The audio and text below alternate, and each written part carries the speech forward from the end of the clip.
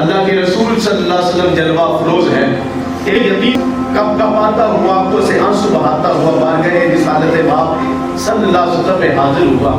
فرمایا بیٹا کیسی بات ہے اور یہ تیری آنکھوں سے آنسو بہنے کی وجہ کیا ہے؟ عرض کرتا بندہ نواز میرے باپ کا انتقال ہو گیا اور میری ماں بیوہ ہے. ہمارے حالات اچھے چل رہے تھے لیکن زمانے کے لیل و نہار نے جو وہ فاقوں تک ہمیں مجبور کر دیا ہے. میری ماں کا لباس پھٹ گیا. پھٹے ہوئے لباس سے میری ماں کا جسم چھلک رہا ہے. ماں کا چھلکتا ہوا جسم پھٹے ہوئے لباس سے مجھ سے دیکھا نہ گیا.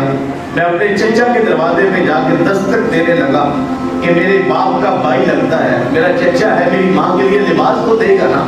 کہتے جب میں نے اپنے چچا کے دروازے پہ دستک دی نا تو آواز آتی کون ہے دروازے پہ؟ میں نے کہا میں تیرے مرحوم بھائی کا بیٹا آیا ہوں.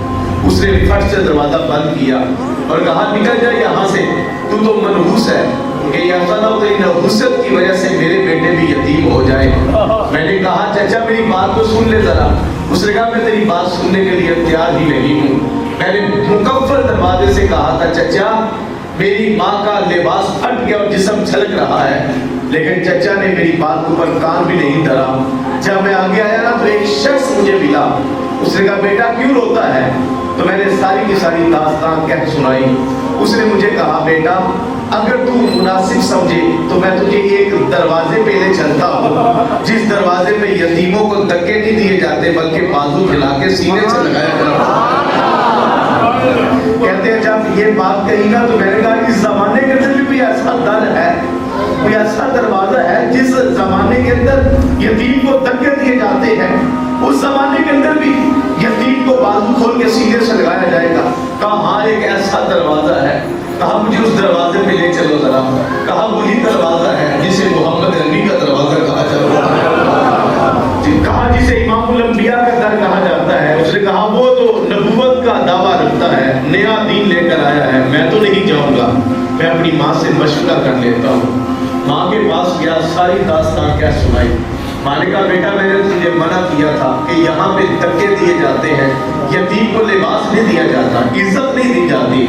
اس نے کہا ماں ایک بات کہتا ہوں, مجھے ایک شخص نے اس دروازے کا پتہ بتایا ہے جسے محمد عربی کہا جاتا ہے. اس دروازے سے کبھی بھی خالی پلٹ کے نہیں آیا.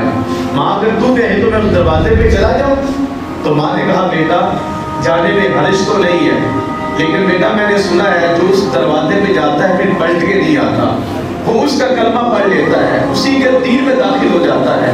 اس نے کہا ماں اس بات کی فکر نہ کر, میں پہلے کہہ دوں گا کہ میں تیرا دین قبول نہیں کروں گا, لباس دیتا ہے تو دے, نہیں دیتا تو تیری مرضی. کہا بیٹا اگر یہ شرط رکھے گا تو میرے خیال سے جا. یہ حضور کے دروازے پہ کب کپاتا ہوا آیا اور آگے کہنے لگا حضور یہ بات میں نے آپ کو سنائی اور شرط بھی میں نے آپ کے سامنے رکھی, آپ کا دین قبول نہیں کروں گا. اگر آپ لباس دیں گے تو میں لے جاؤں گا, ورنہ خالی پلٹ جاؤں گا. میرے پیغمبر کی آنکھیں بہ رہی ہے اور حضور صلی اللہ علیہ وسلم کی داڑھی مبارک تر ہو رہی ہے. حضور نے اپنے کندھے سے مزمل کا کمبل اتار دیا اور اس کی طرف پھینکتے ہوئے فرمایا کلمہ پڑھتا ہے تو تیری مرضی, نہیں پڑھتا تو یہ چادر لے جا کے ماں کا جسم ڈھانپ لے ذرا, ماں کا لباس بنا لے. اب یہ چادر اٹھا کے آ رہا تھا, اس کے قدم بجر تھے اور خانہ دل میں کئی سوال پڑ رہے تھے. اور جب یہ اپنے دروازے کی دہلیز پہ پہنچا نا تو اپنی ماں سے کہنے لگا ماں مجھے ایک بات بتا, ہم اس دین کو سینے سے لگا کے کیوں بیٹھے ہوئے ہیں جس دین کے اندر سگے بھائی کے بیٹے کو بھی دھکے دیے جاتے ہیں, جس دین کے اندر یتیم کی عزت اور توقیر نہیں ہے. ماں ہم اس دین کو کیوں قبول نہیں کرتے جس دین میں پرائے تو پرائے, اپنے تو اپنے, پرایوں کو بھی سینے سے لگایا جاتا ہے.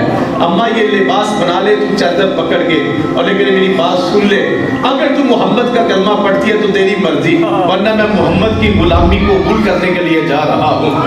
جب یہ بات کہہ کے اٹھا نا تو ماں نے اس کا بازو پکڑا, کہا بیٹا اگر تو محمد کی غلامی کے لیے جا رہا ہے تو مجھے کیوں چھوڑ رہا ہے, میں بھی تیرے ساتھ ہی جاؤں گی.